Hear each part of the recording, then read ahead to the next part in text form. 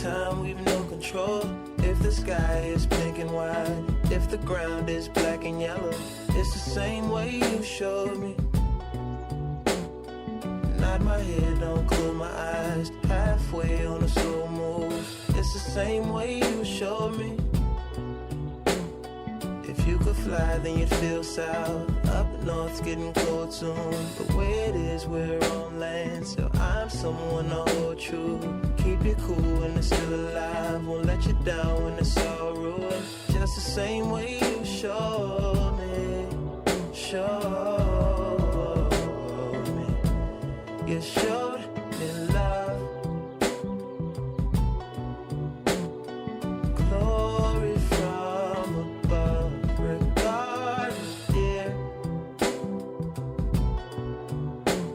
It's all downhill from here. In the wake of a hurricane. It does feel like you could waltz to it. That is Pink and White from the brand new Frank Ocean CD or album or whatever we call digital releases these days. That's called Blonde. We're going to be discussing that today on The Nose, but first of all, I should say that we're live from the beautiful Ivoryton Playhouse. How about a big hand from this terrific audience as we got here? Frank Ocean is very popular in Ivoryton, so they asked us to talk about him. I have to just tell a quick story before I even introduce the panel, which is that, so, I don't know, like quite a few years ago, it was either 2003 or 2004, we were producing an original musical down here, Steve Metcalf and Larry Bloom and I was thinking about it driving down today. I just have one little observation about it, which is that, you know, in general, when we go to performances in Connecticut, I think most of us have decided that standing ovations are kind of BS, right? Like, because like everything gets a standing ovation in Connecticut. And part of it is because we're kind of grateful that people are, whoever is performing, it's like, oh, you didn't go straight to Boston. You were here in Connecticut. Yay! You know, so a lot of things get standing ovations. And I occasionally find myself sitting in an audience for something I don't really want to give a standing ovation to Anastasia, but you know, sort of resenting the fact that you have to stand up. But so I think that there's sort of BS. But then when I think about like this musical that we did here, and every night this place would be full, and there'd be a standing ovation. So that was a real one, right? You know, like if you're getting the standing ovation, no, that's not the Connecticut effect. That's a real standing ovation. That's an earned standing ovation. And yes, I do realize the total hypocrisy and insanity of that, but. We have this human resources director at Public Radio who says, your show's good? How do we know that? And I always say, well, because we get standing ovations. You just can't see it because it's radio. All right, so let me tell you who's here today. We're excited. This is The Nose, our weekly cultural roundtable. James Hanley is sitting right next to me here. He's the co-founder of Cine Studio at Trinity College. Really pretty much the best place in Connecticut to go see a movie, just in terms of the equipment and the care to detail. Mercy Quay is with us, Director of Communications for the New Haven Public Schools and organizer of the Narrative Project, and Kate Russian, poet and writer who has taught in the Amistad Freedom Trail Project. We are going to talk a little bit later about a movie that seemed to be steaming its way towards Oscar dominance and all kinds of other dominance, only to be significantly derailed when its very single-minded creator, the man who wrote, directed, and starred in it, is now embroiled in a scandal from his past. And if there's time, and there will be time, we'll talk briefly about the problem, if that's the right word, of burkinis in France. You all know what burkinis are. So, yeah, of course, France's slogan, liberté, égalité, burkini day. Apparently not. So we're going to begin with Frank Ocean. I'll just sort of just say he's 28 years old, came out of a kind of progressive hip-hop group, broke away, put out a very beautiful, stirring, moody album called Channel Orange about 4 years ago. It was the kind of album that made you wonder where he would go next. To me, it was like if Stevie Wonder had stopped at Music of My Mind and taken a turn in a particular direction and been gay. You would have done he would have done Channel Orange, something very much like it. So everybody's been waiting, and these days, Mercy, one thing that people don't do is tell you when anything's coming out, right? They tell you something might be coming out starting in like maybe 2014. Right. So for this, what we're seeing, if we're gonna, compare it to Beyonce, is she actually doesn't ever tell anyone when anything is coming out. She just drops something on you, and everyone's excited because everyone will buy into it because it's Queen Bee, and that's what you do. Frank, on the other hand, told everyone several times, this is coming out on this exact date, and then he defied that deadline, and then said, okay, well, this is the date, and then defied that deadline, until eventually we were all surprised this weekend when he dropped this album, and to at least my surprise, I was not as, I'll say, sold with this album drop as I was with Lemonade or Beyonce's album drop. So, I mean, you didn't give me the lead-in I was looking for, because... What was the lead-in you were looking for? I'll do it. Something that I could cut you off and say, well, Colin, I'm going to let you finish, but Beyonce had the best album drop of all time. Oh, okay. I think this is just about the best album drop of all time, Mercy. Well... All right. No, I'll it's leave too it late. there, The moment's gone. So as we were emailing back and forth, as we tend to do about this, James, I think, what did you call Frank Ocean? Fascinating and provocative? Yeah, I mean, to me, it's just that he is so different. I find, the sort of emotional connection with what he does as being something that is really akin to listening to a poet who's really unpredictable. And I think going to this thing about sort of, the unpredictability of his release and so on, I think that there is a... It's kind of like a demonstration of his independence from the business side of it, really, that the business side of recorded music, of course, has been changing very drastically and came from a position where there was a failure to really reconstitute the business for digital when digital sound really took over. But I like the fact that he is so focused on his own expressions that it makes it almost difficult, really, to listen to at first, because I found when I first started listening to it, I was really sort of emotionally affected, but not really knowing why. And I think that I tried to think of other artists. I mean, there are other artists who have sort of vaguely similar things. I mean, I can think of sometimes I felt that way about Prince, but Frank Ocean is something different to me and fascinates me. All of his cadences of his voice, the emotional connection that creates, and the words that he's using, it's something that is stimulating to me and fascinating, but also hard to get to, which I kind of like. Well, since you said poet, we will be playing some more cuts from the album just for people who need more of a taste to understand what we're talking about. But Kate, since you said poet, do you identify with Frank Ocean? Do you identify him as a poet? I'm inspired by him. I'm inspired by the way he puts words together. I'm inspired by the way he delivers the words. And I'm inspired by his independence and his willingness and ability to, I won't even say go against the gangsta image. He's not paying any attention to it at all. And I'm fascinated by the fact that he's been able to connect with audiences and also top people in the business as a young black man, talking about his life and asking questions about the direction he wants to go in, being introspective. Right. This is a very introspective album, as was Channel Orange, although Channel Orange seemed to be a little bit more focused on storytelling, maybe even telling stories that weren't exactly Frank Ocean's, almost like a little collection of short stories. This one seems to be a much more moody and at times lugubrious album. It's not a get up and dance album, as you'll see as we go along here. In fact, let's play a little section. This happens to be right now my favorite cut from the album. It's called Skyline 2.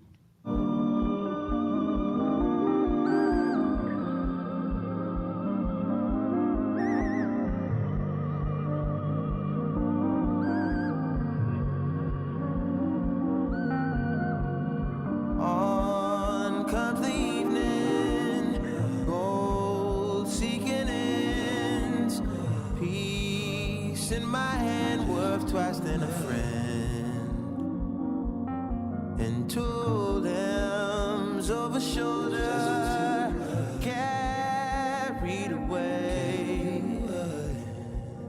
'cause I'm stronger. Congo is down. Smoke.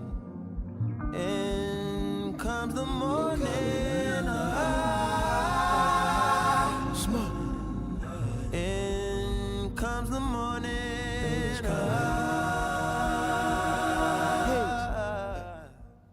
The spoken words that you hear there are by Kendrick Lamar, whose entire job is to say smoke and haze. That's about it. That's all Kendrick really gets to do on that particular cut. First of all, I want to talk more about the music here, but James, you alluded to this, and actually it's the lead story in the business section of the Times today, the fact that Frank Ocean has put out this album pretty much for himself and on his own and in his own particular way, while bypassing his previous label, which is Def Jam, which is in turn owned by, I think, Universal or some big, huge company. And he gave them what I regard as this big, fat, white elephant, this kind of visual album called Endless. It's called Endless, right? Endless. Yeah, Endless, Yes, yeah, right. And he sort of said, here, there, my contract's over. Now I'm going to do this thing. And so all in the space of just a few days, he released this visual thing and put out a magazine called Boys Don't Cry, which is not available in Ivoryton or anywhere else in Connecticut as far as I can tell, and then put out this album. But we're seeing a lot more of this, right? I mean, if you want to do something that's explicitly you and not have to explain what you're doing to anybody else, then do it as much as possible on your own. Right. I mean, I think that this is sort of like where the independence of artists is going, and I mean, it has its parallels in all sorts of areas where digital processing of signals and pictures and everything, it gives people a chance to actually manage what they're doing with art, and it does it at a low cost in the sense that you don't need a massive studio, that you don't need to actually play into these massive corporations that have in the past have distributed music. And I think that in his case, he's kind of almost playing a cat and mouse game with these people, that he has a contract, certainly, or he had a contract, and he's also aware that there are limitations to that. And I sort of think of there's a kind of parallel to me about the emergence of themes in art, like surrealism, for example, which flies in the face of what has gone before, and formal art, and taking people to places where they're uncomfortable. For instance, one of the fascinating things is how he's come out as being gay, and how he's been able to describe himself and do it in subtle but direct ways. And to me, it comes across in his voice, the passion in his voice, and he's going to do that, and that's clearly what he's focused on, and he's not going to be driven by the commercial needs. And I mean, that's not to completely throw out people who work within the commercial system, but I think that when you're taking music and poetry and art generally in new directions, you've got to break out of that formality, and you've got to say, well, yes, I want to earn a living, obviously, but at the same time, I'm not going to do it by the rules that are forced by lawyers and bankers and people who are saying, this is the way it has to be done. And I think he's one of those, he just seems to have this incredible self-confidence about doing exactly that. Mercy, though, one thing that's happened over the last couple of years is we have this fabulous group of African-American R&B auteurs and hip-hop auteurs, and one after another, they've put out these albums that often take a really long time to create, whether it's Maxwell's most recent release, or D'Angelo, goes like 14 years and gets arrested and goes into rehab and changes his whole life all over about 6 times before he releases something. But Kendrick Lamar, who didn't wait quite as long, and Beyonce's Lemonade, and all of these kind of share the quality of being almost kind of self-defined masterworks, right? There's a sense, this is this huge statement, this is my Sgt. Pepper, this is my, whatever benchmark or whatever Marvin Gaye benchmark you want to choose, this is this huge statement I'm making. And so, like, all of them did this in the last 18 months, and you're sort of wondering, can they just go back to making albums? I'd be okay if they could just make an album now. You know, they didn't really feel like it had to be this thing that put the world on its ear. I mean, yeah, and then you're also adding the fact that on these albums, they have these grand interludes with spoken word and the visual album. I think something that Kate will even attest to is the fact that I think something that's pretty integral to Black culture is spoken word and poetry in that way. And so that's, I mean, that's, at least for me, it feels like that's how these artists are emoting, and we're sort of getting the raw end of it, right? Maxwell, was it D'Angelo went to rehab, got arrested, came back, and then we got the end of that, which is the masterpiece of, I just called it a masterpiece, and I can't even remember the album's name. Black Messiah. There it is. And I don't know that they can Notice go that back. the old white guy had to tell her it was Black Messiah. I'm very proud of myself right now. I don't know if we can go back to a straight album release, and what does that even look like anymore? You know, last time Kate and I were on the same panel together, Lemonade came out, and I think my opening remarks were that Beyonce has offered us the blueprint of a visual album, and now I'm not sure that that's the case, right? Kendrick does the same, and even if it's not an entire visual album, he'll take a 5-minute song and make a 20-minute video. And I mean, I am happy that that's what we're getting. I'm happy that these artists are able to sort of take claim of their work and sort of break away and liberate themselves from their labels. That's why you have apps like Tidal, right, that was essentially a FUBU kind of venture, for us, by us kind of venture. A group of artists came together and said, well, you know, we're gonna take labels out of the equation altogether. And so I'm really happy that artists are able, especially Black artists, are able to liberate themselves from, this might be harsh, the sharecropping nature of labels.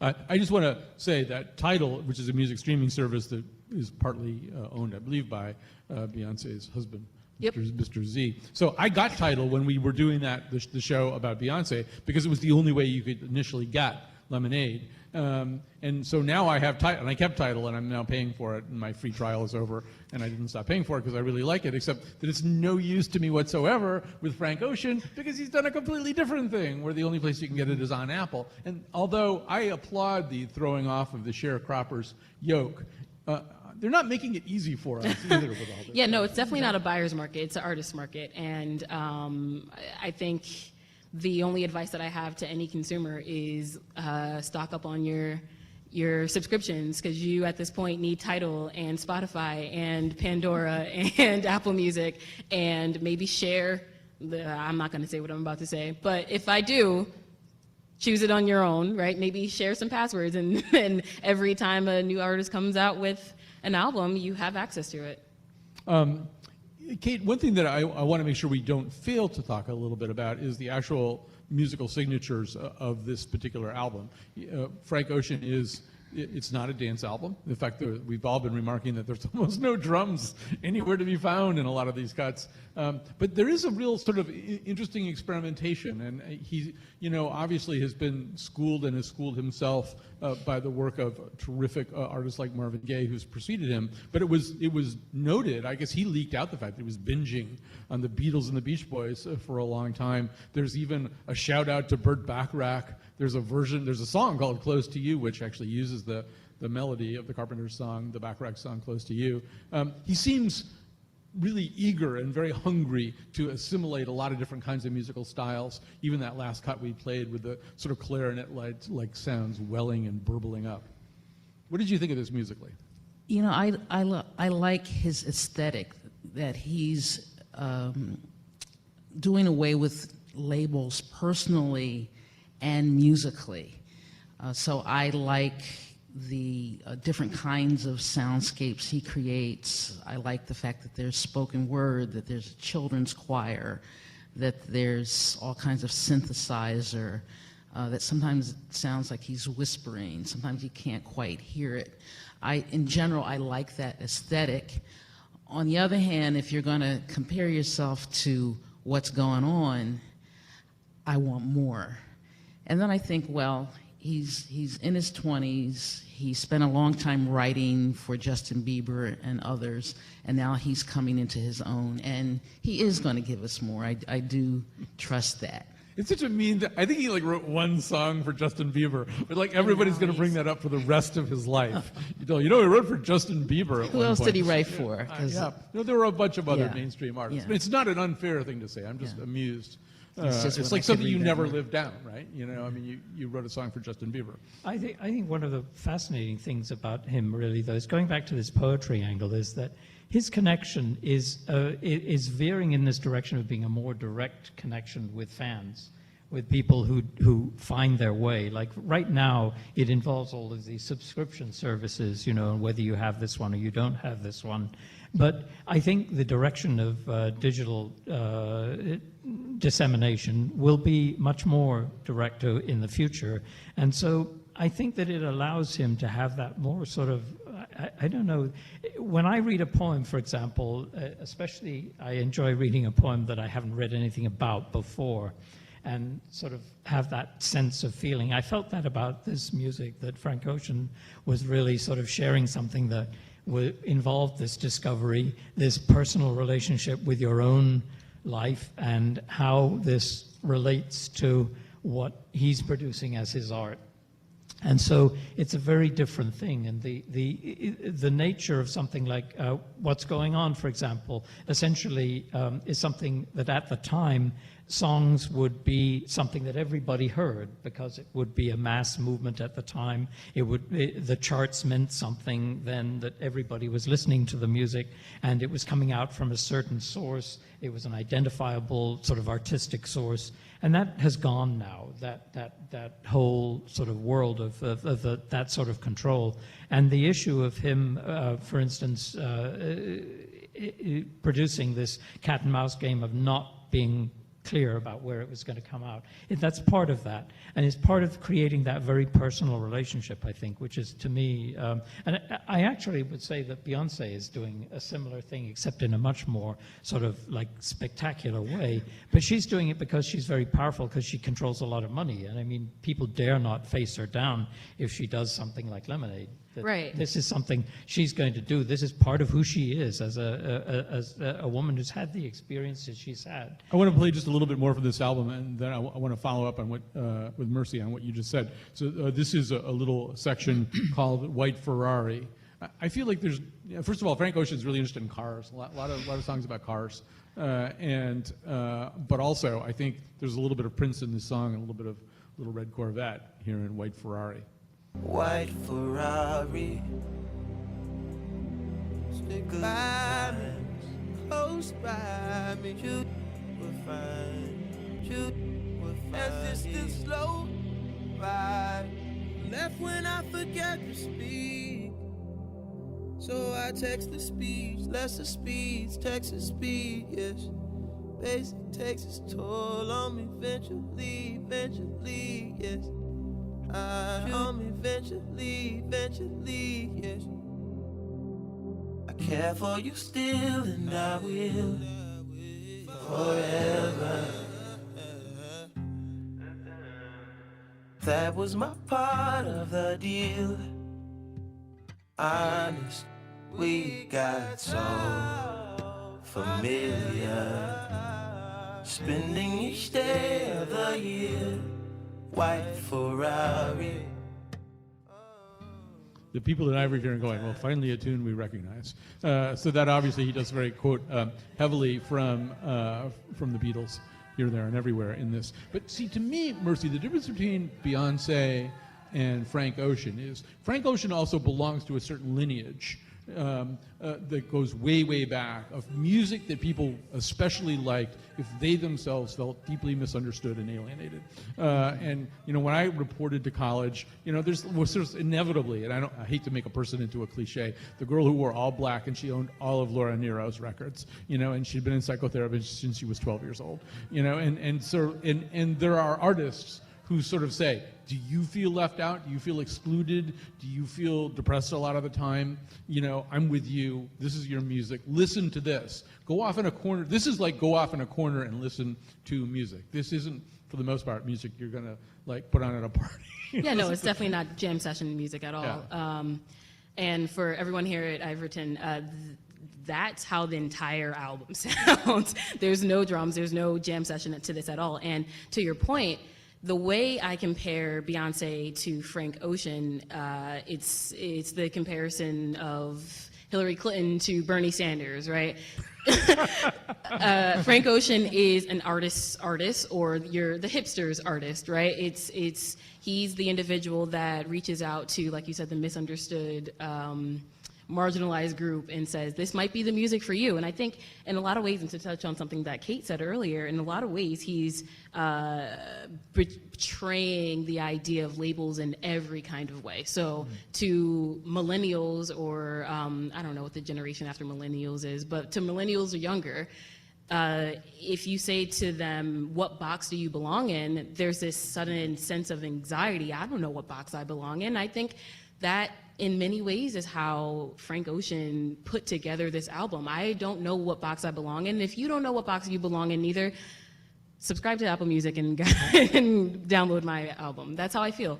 And I mean, you're way too popular to enjoy this album properly. I think you're more. That's why you like Beyonce better. You don't understand what it's like to be an outcast. Some of us on stage I'm trying so hard. I'm trying so hard to relate. You're not going to be able to do it. It's just you don't have that in your DNA. You know. Thank you for noticing, God.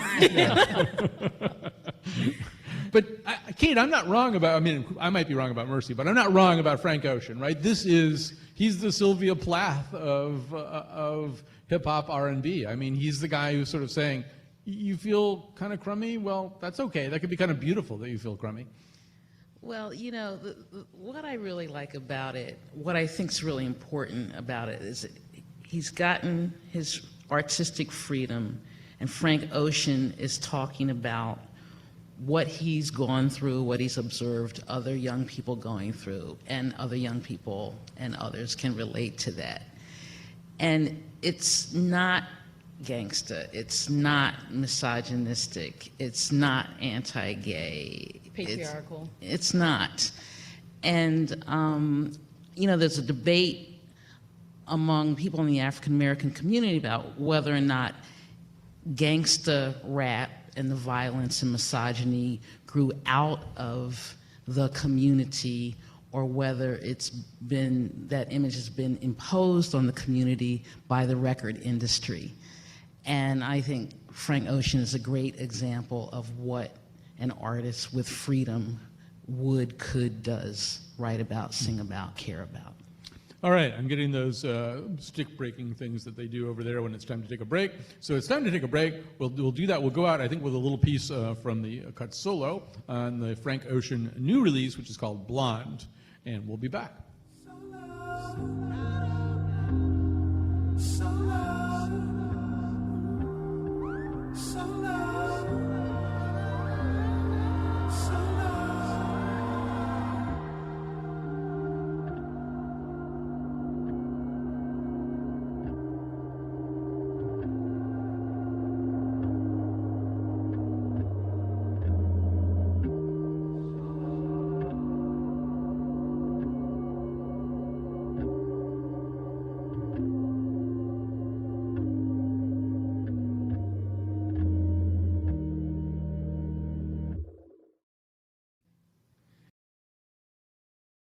And we're back. We're in the beautiful Ivoryton Playhouse in beautiful Ivoryton. Give yourselves a hand, big audience here in Ivoryton.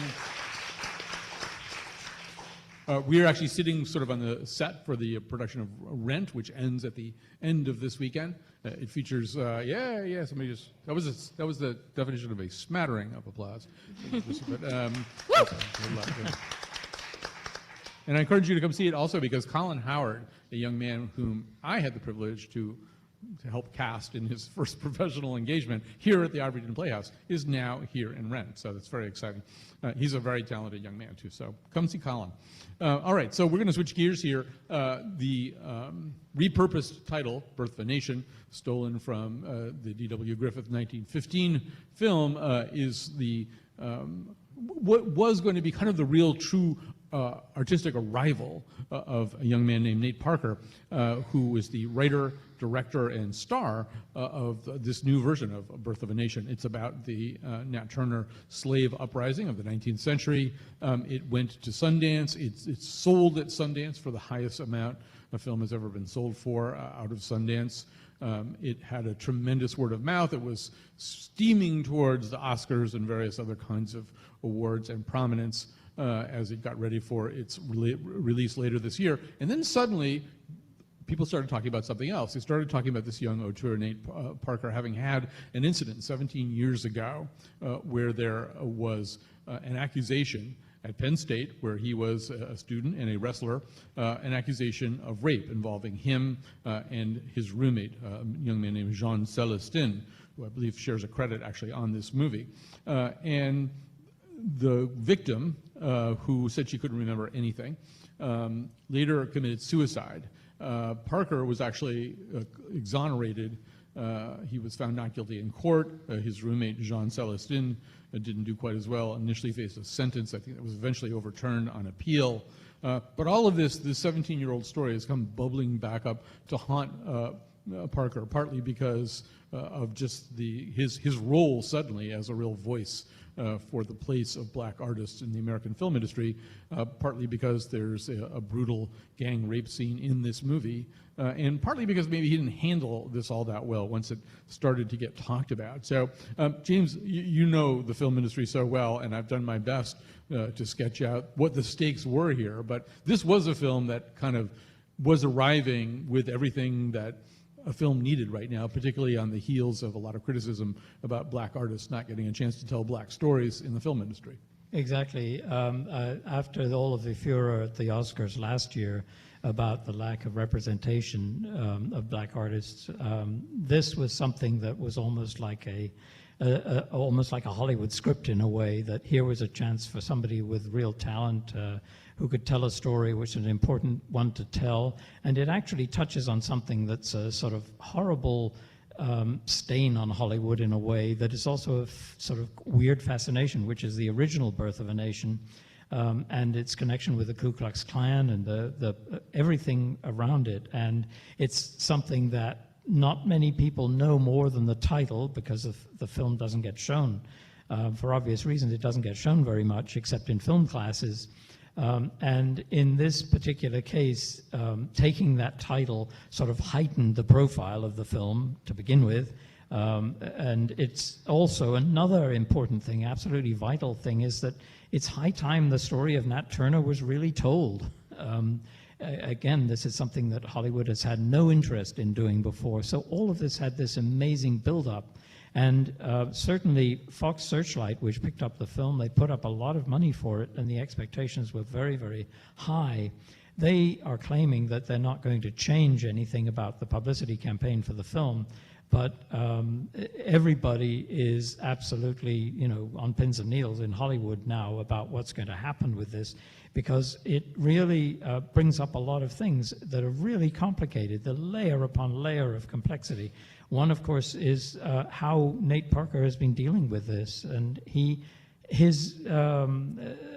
what he's said so far in response to this has really been about him and how he's handled it, not so much about the young woman who committed suicide.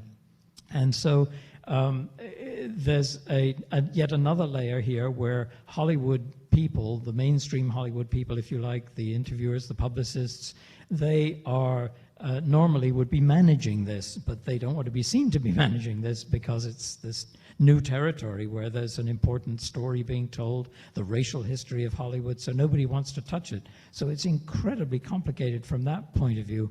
And it's also something that, right in the background of it, of course, is the money. There's a lot of money riding on this. A lot of people have had big expectations of it. And there's also one other sort of layer, if you will. Hollywood's treatment of people who've had issues in their past. Bryan Singer comes to mind, for example, the director of X-Men, who had his own sexual scandals in his past, and he also makes a huge amount of money for the studios.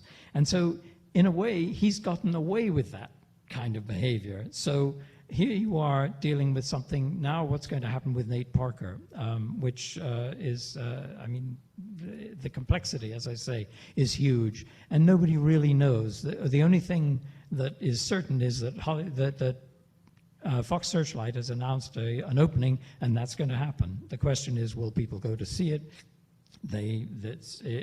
How will they react to the film, and what will the conversation be?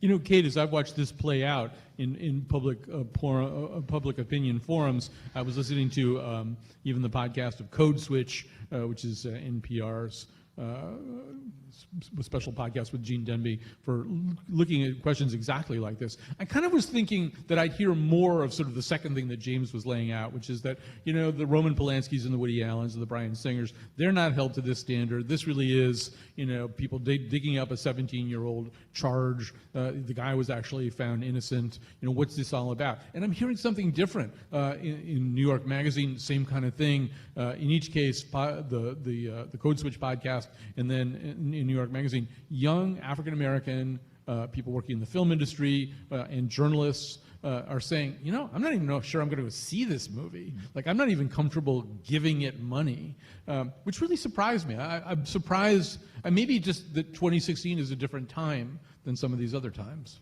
Yeah, I did some reading in Ebony magazine and on Roland Martin's report. And one of the questions that was raised by some of the writers, actually a writer who knew both Nate Parker and the young woman at Penn State, asked the question of the media, why him, why now? So there's that part of the story. There's that question that the story raises. I read the Daily Beast, and I didn't know about this ahead of time. And I read the Daily Beast, and it's really a terrible, awful story. But I still have the question, why him and why now, especially when I think about somebody like a Jameis Winston, the athlete who won the Heisman Trophy, was the #1 draft pick, is playing for the Tampa Buccaneers, and Florida State University paid his accuser almost $1 million. And so I said, what's the difference? Who decides? Well, is one difference that you know, Nate Parker is at least sort of saying, first of all, he has very explicitly positioned himself before this whole storm broke out as, I'm going to be one of the kind of leading change agents in this industry. I'm going to be an auteur, you know, who acquaints mainstream audiences with a black artistic vision in a way that hasn't been happening so far. I mean, Jameis Winston doesn't really promise to do anything except run really fast and not get tackled too much. So, I mean, maybe this guy, the integrity of who this guy is maybe held to a higher standard just because he's an artist. You ultimately have to believe in his vision. You don't only have to believe in, I mean, ideally, Jameis Winston would be a better person and our football players would be, on balance, better people. But maybe it's not as essential. But, you know, going back to your original question, I think the difference, there is a difference, I think, among younger generations of African-American writers and professors and lawyers and journalists, where people aren't as willing to use an expression, protect the race at the expense of women. Mm-hmm. I think that's true. And Mercy, another thing that's different about you young folks is that you assemble your own pictures of things without necessarily waiting for the mainstream media to tell you a specific story a specific way. It's probably harder for the publicists, you know, and the industry people that James was talking about to spin something because, you know, all this stuff is available. You can get on Twitter and Facebook and find, there are things like transcripts of phone calls that James Parker made to this woman, trying to get her to see the story and to believe the story his way. But in those transcripts, you really see, that she clearly, there were moments in this encounter where she didn't even understand that there was another person in the room, possibly preparing to have sex with her. And you know, when people can circulate things like that and discuss it that way, I think that's another thing that makes it a slightly different thinking process than the one Kate's describing with an earlier generation. Sure. I mean, I just want to start by saying that I sort of live my life by this phrase of I don't want your cultural inclusionism if it's not feminist, and I don't want your feminism if it's not intersectional, right? And Nate Parker, the issue with Nate Parker is that you're right. He sort of positioned himself to be this this light of change, right? This agent of change who was going to come into Hollywood and tell the much needed story of Nat Turner. And we were all very excited about it. I think, especially millennials, I speak on behalf of millennials. We were all very excited to see this movie that took on this very, I guess I'll say, sensitive name and sort of turned it around and sort of made it its own.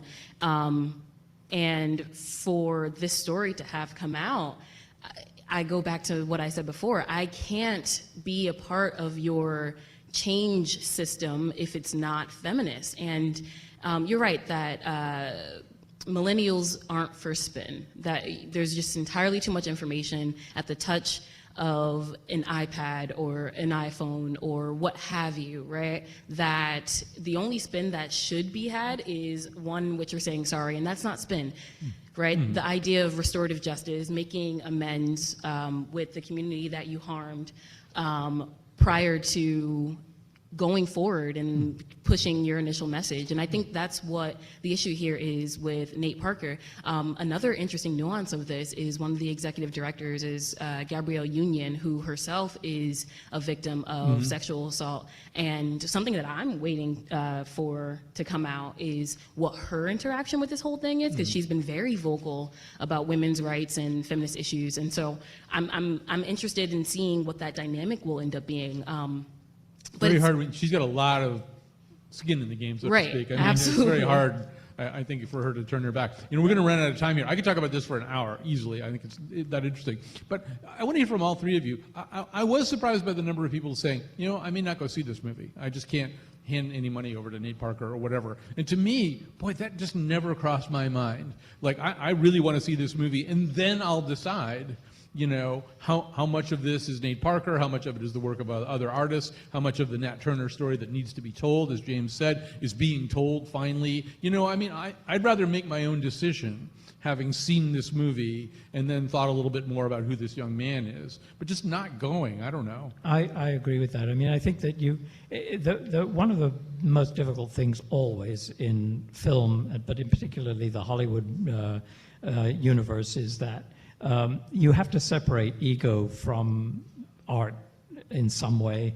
And one of the problems, I think, is that in this case is that ego has taken over in a number of ways. First of all, like taking on Hollywood directly by the horns, if you like, Birth of a Nation, but also telling an extremely important neglected story, but then getting it tied up with your own ego in the way that you respond to that.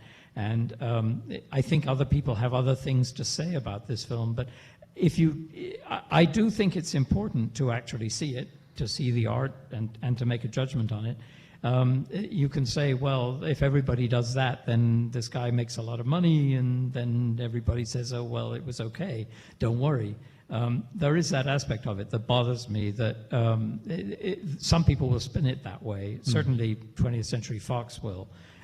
They will quietly hire Hill and Knowlton and have their consultants at work. I don't mean to cut you off, but we're almost out of time in this segment. I'd like to get at least a sentence each from Mercy and Kate. I mean, Mercy, will you go see this movie? I'm so conflicted. I understand that the story needs to be told and that people need to see the story, but I can't separate the artist from the art in the same way that I can't separate my identity from my being a woman. And so I can't buy into, or I don't know if I can buy into the story or the movie. Quite literally, I don't know if I can buy into it. What about you, Kate? I will probably go to see it because I think it's good for everybody to see, to know what's there. But what I hope comes out of this tragic situation for this young woman is a change in the conversation around rape, campus rape.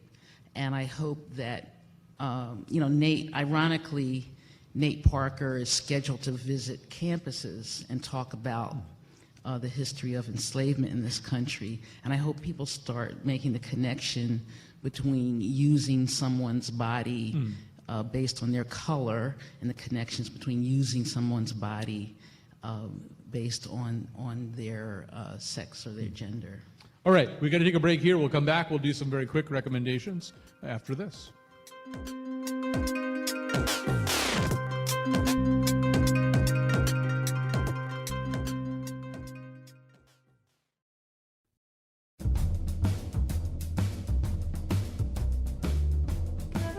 Today's show was produced by Jonathan McPants, with help from me, Kyone Wolf, Betsy Kaplan, Gina Matruda, and Katie Tolarski.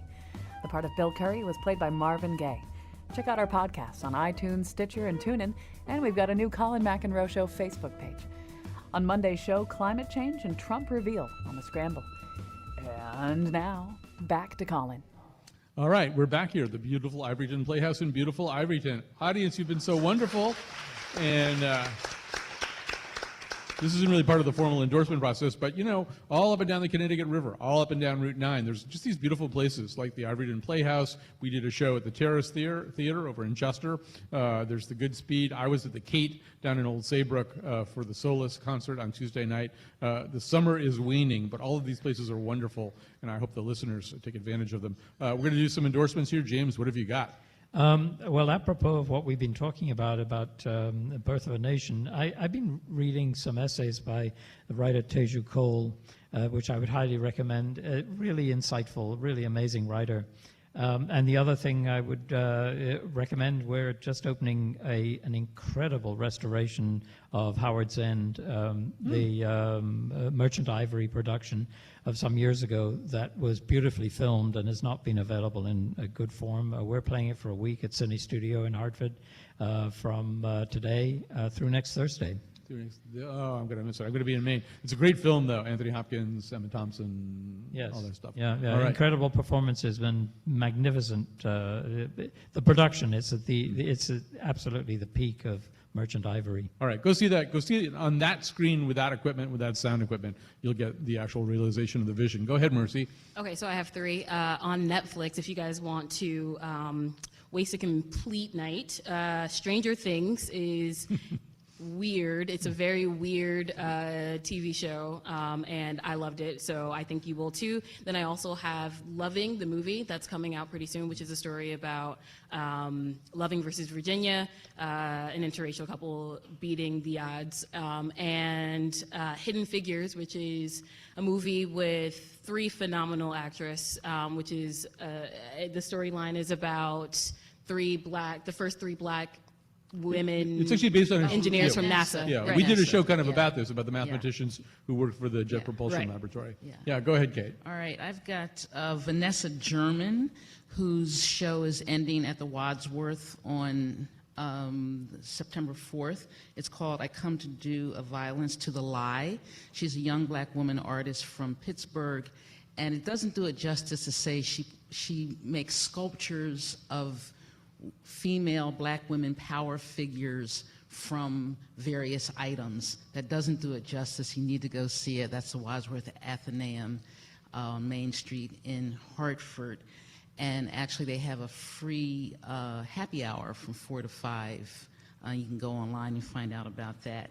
Also, two movies. One is The Free State of Jones, starring Matthew McConaughey. It's a story of I guess you call them Southern Unionists who join with emancipated African Americans to fight against the Confederacy. It's fascinating. There's also a book that it's based upon by the professor Victoria Bynum. That's The Free State of Jones. And last but not least, you're not going to believe this, Colin, but I really was pleasantly surprised by the Meryl Streep biopic of Florence Foster Jenkins. This is the wealthy woman who really couldn't sing at all, but nobody would tell her, and she attempted to have an opera singing career. Yeah. Well, you are in a little bit the minority on that, but you're brave. It's not a comedy. It's not a comedy. It's important to remember. Bittersweet. All right, we have to stop now. I will just quickly say that if you want to see Nate Palmer in a really nice performance, Nate Parker, excuse me, in a really nice performance before he got in all this trouble, Beyond the Lights is a really nice movie about a singer and her bodyguard. We've got to go now. Thanks to everybody who helped out here, particularly my great team, Katie Tilarski, Jonathan McPants, and Betsy Kaplan here. Thank you, Ivoryton Theater. No, Jude, don't do a standing ovation. I don't want your standing ovation. There's a want standing it. ovation.